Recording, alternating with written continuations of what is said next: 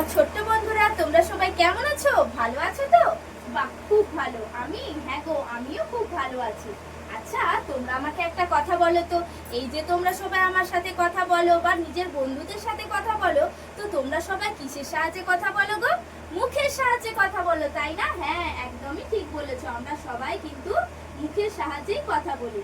আচ্ছা, এবার বলো তো, আমরা এই যে কথা বলি, আমরা কথা বলার মাধ্যমে কি করি গো?